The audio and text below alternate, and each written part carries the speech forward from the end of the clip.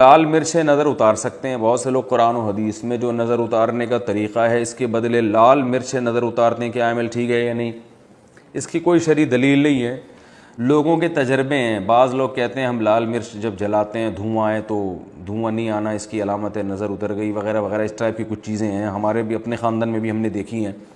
تو عبداللہ بن مسعود رضی اللہ تعالیٰ عنہ سے ایک روایت ہے جس کا مفہوم یہ ہے کہ بعض دفعہ شیطان نہ بچوں کو تنگ کرتا ہے، بچے روتے تو جب کوئی اس طرح کے ٹوٹکا کرتا ہے نا تو شیطان تنگ کرنا چھوڑ دیتا ہے، جس سے لوگوں کا ان ٹوٹکوں پر ایمان مضبوط ہو جائے.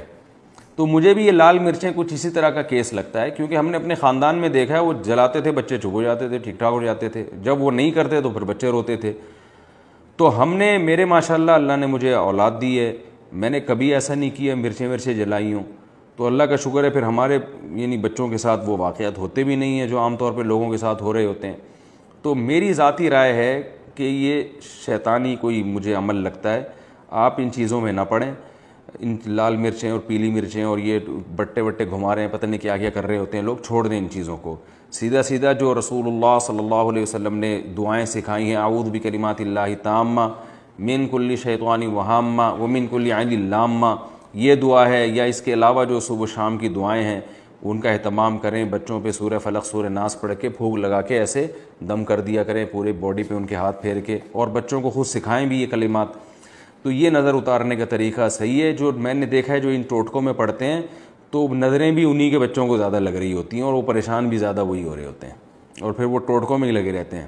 چینی اور مرچوں سے نظر اتارنا، کیا چینی یا مرچوں سے نظر اتارنا جائز ہے؟ بنت عارف واہ کینٹ سے.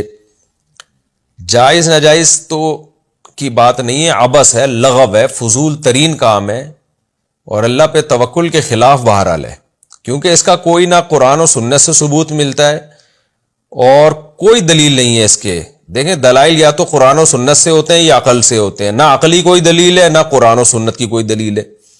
تو بعض لوگ کہتے ہیں کہ یہ تجربے سے ثابت ہے کہ بچہ رو رہا ہوتا ہے، مرچیں جلاتے ہیں تو بچہ چپ ہو جاتا ہے، اس کا مطلب نظر لگی تھی اور ٹھیک ہو گیا.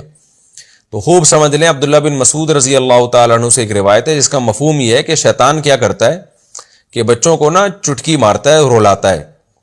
پھر اس کی اماں کیا کرتی ہے، وہ اس طرح کے ٹوٹکے کرتی ہے تو شیطان چٹکی مارنا چھوڑ دیتا ہے.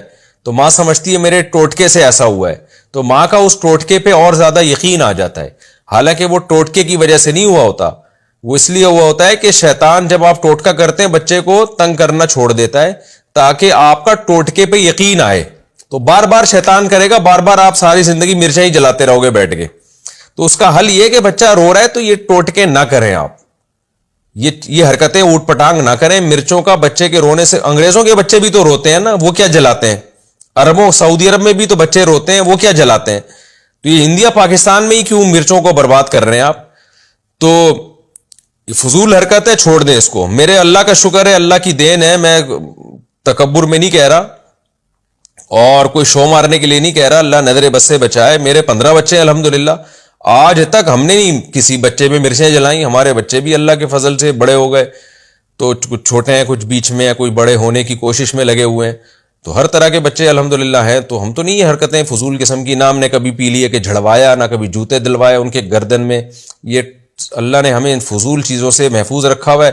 کوئی بچہ بیمار ہو جائے اللہ سے دعا مانگتے ہیں، ڈاکٹر سے علاج کراتے ہیں، ڈاکٹر سے یا کبھی ہومیوپیتھک، کبھی حکیم، کبھی ایلوپیتھک ڈاکٹر، یہی چل رہا ہے اور اللہ کا فضل ہے جی.